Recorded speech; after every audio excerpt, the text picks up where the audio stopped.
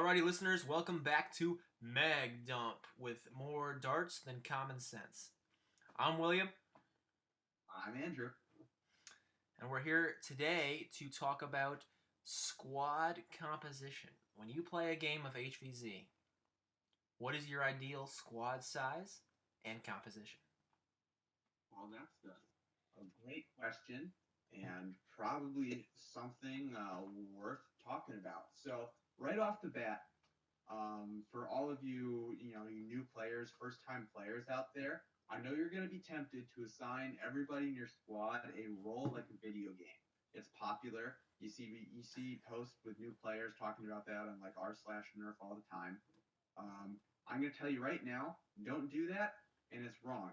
Because if you hamstring yourself into a narrow-minded video game role, like your heavy gunner and your sniper and stuff like that, and you hamstring yourselves into those roles, you are not going to be able to, operate at peak effectiveness if you purposely ignore parts of the game. So just right off the bat, there's something you should not do. What about you, Will? What's your first impression?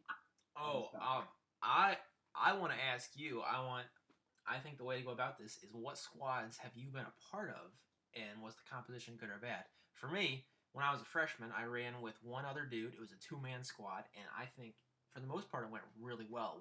With two people, you don't feel so comfortable that you let your guard down, but you're still effective enough to take on zombies.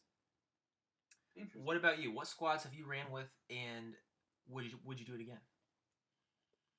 So I think I've ran with probably 2.5, I guess you could say 3 different squads, and I've experienced 4. So of the squads that I've ran with, I guess I've technically ran with 4. So I guess the first big squad that I ran with, they called themselves the Grenadiers with air quotation. This was fall 2016 HVZ at Purdue, and I'm not going to claim that it was an effective squad. I'm not going to claim that I was friends with everybody in the squad, or I agreed with their choices. But I will say what made the squad effective is that everybody had socks, and everybody had very good communication. We were all linked up on Zello. And it was a very large squad. Like, I think half the humans this game week were part of the squad, something ridiculous like that. So when the human groups inevitably split, there is always at least one person per squad that had, or one person that had hookups to our Zello radio app. That was really effective. The other thing that was really effective, nobody specialized in different weapons. We didn't just have one guy be the sock dude. Everybody was the sock dude. Everybody was the blaster dude. And that was good. What did not work about that squad? There was very little leadership. Everybody just kind of did their own thing. There was very little, what's the word I'm looking for? Group camaraderie, or very little, gelling between the group members. It's not like we hated each other. We just didn't know each other. Oh. That makes it sort of difficult to contribute to a squad.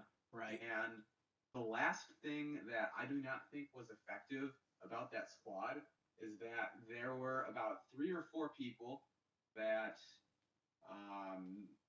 didn't really get the message on don't be a video game class stereotype.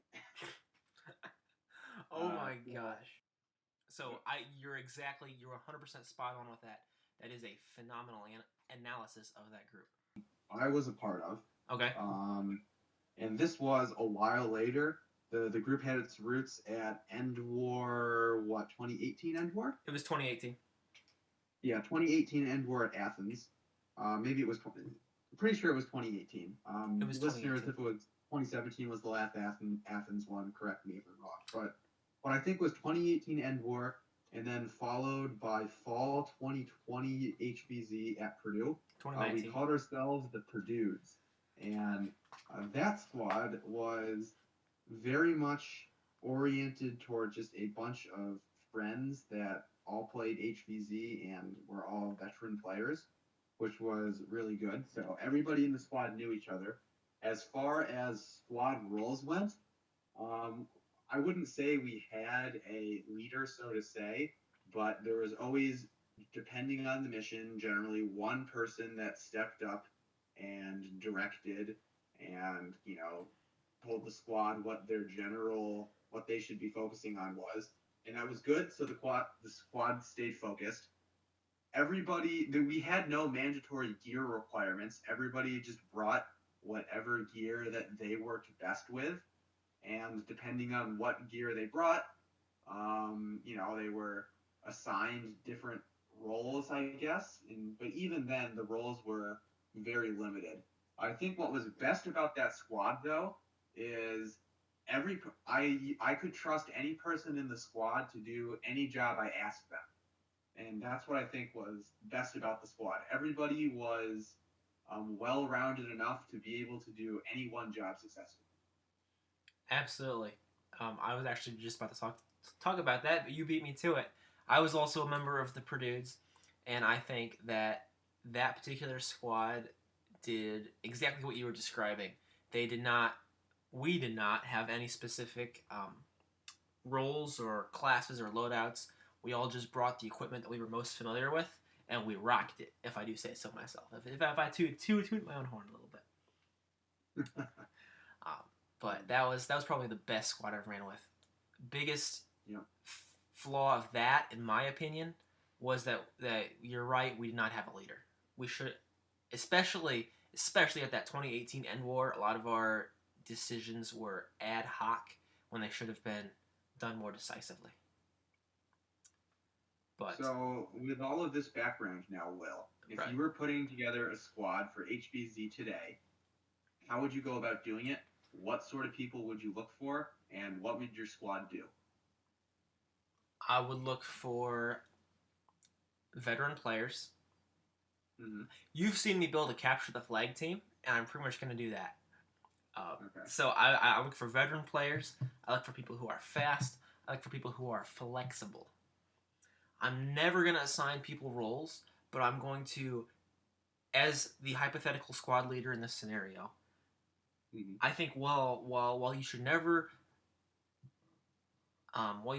push your people into roles they're not familiar with, you should be aware of their strengths and weaknesses. For example, I would never have Peter run an objective across campus. For those that don't know, Peter is one of our friends here at Purdue. Yeah, he carries a lot of blasters and a lot of ammo every time he plays because he is not a fast guy and he knows it. And so I would not expect him. He's competent with what he uses, but I'm not going to expect him to run something across campus. I'm gonna make sure I have somebody. I would give that to somebody whom I know tends to play more of a fast style. So while there's no outlined set rules, I'm still nonetheless aware of what my squad can do and their limitations. I would go for a smaller squad. I think about 4 people is about the maximum I would run with. Unless it's if it's a group of if we're playing the game just to have fun, I'm gonna run with my friends. I don't care how many that is.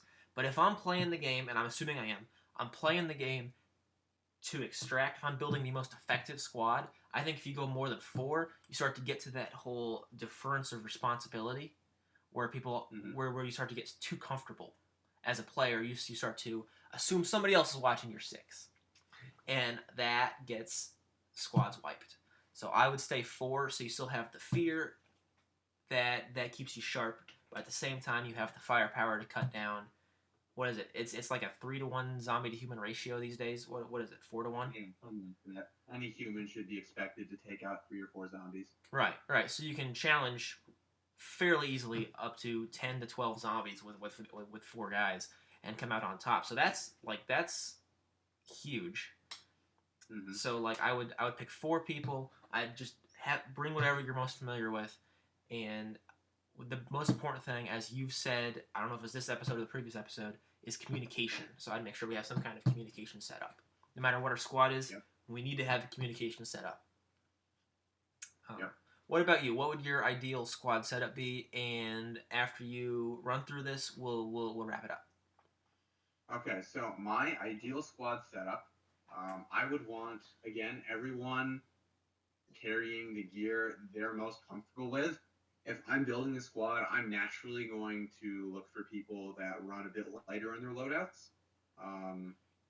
Like Peter, I love you, but I personally probably wouldn't like advise running 5 blasters on slings and a ton of ammo.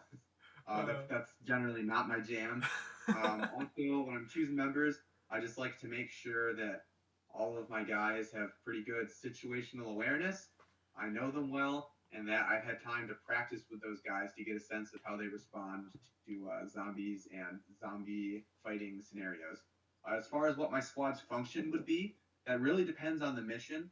I generally want to have 2 modes though. One is Roving Death Squad, where if it's a mission, there's a lot of humans that have shown up, and you can just get your squad to run around, harass the horde, and give the humans space to complete the objectives themselves.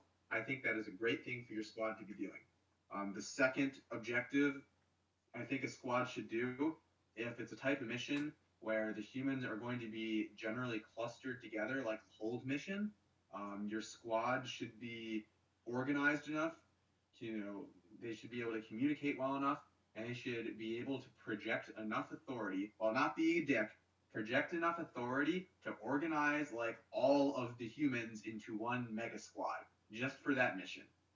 You don't add them to your Discord or anything, but you want your squad to be able to direct the humans on what to do. So if you've ever watched like the Clone Wars cartoon, like your squad should be like Anakin, Obi-Wan, and Captain Rex, and the rest of the humans should be all the Shamiz, all the other clone troopers, the background clone troopers. That's what I think a squad should be doing. But anyway, I think we are just about out of time. So I hope you liked what you listened to, and be sure to tune in next week when we talk about what to think about when you are building your loadout for humans versus zombies. This is Andrew. And this is Will. And this has been Mag Dump. Catch you all next time.